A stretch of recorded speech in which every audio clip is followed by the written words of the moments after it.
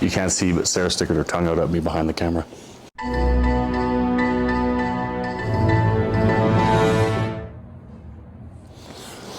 All right, guys, so here's a quick leg lock flow drill that you can do to practice getting your hands into position. It's not a great position to finish these leg locks from. Our partner's just basically being a glorified meat bag grappling dummy and just giving us their leg for us to practice on.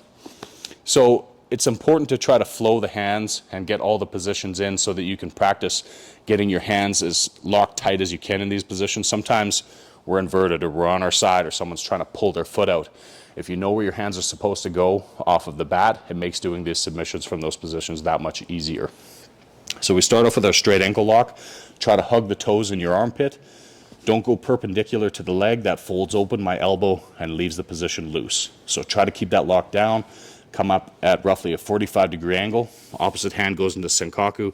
I grab that. Make sure the knee is over the hip and apply the pressure, not by trying to lift here and roll out and straighten their leg. I want to keep the knee bent and try to add pressure that way. I open up my hand, I shoot underneath, keeping toe control with my armpit. I go into that reverse straight ankle lock. I can tighten up the fulcrum here, or I can lock up here. Either way to finish it, I'm going to rotate back towards my partner. I hit the knee with my low hand, exposing the heel, coming underneath for the heel hook. And there's several grips that we can do in this position here. What I prefer to do at this point is hooking the heel, grabbing my wrist together, getting the elbow over top of the joint and then rotating. Be careful with this one. So there's our inward rotating heel hook. I switch the hands. I come back for the toe hold. Again, this is an inward toe hold. I lock up and apply pressure here. To practice the other side, my partner rolls back, gives us a grimace of pain. I switch to the opposite side here. I start practicing the outward heel hook or outward toe hold combo. 1, switch out, 2. So if you want to practice the whole thing, it's really good for the hands. 1, 2, 3, 4. Switch to the other side.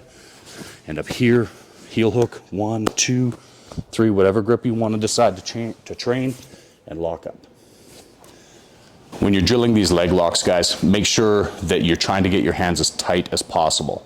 So it's important to go through all of the motions and get all those grips and all those transitions as tight as possible, and then try to do them as fast and safely as you can.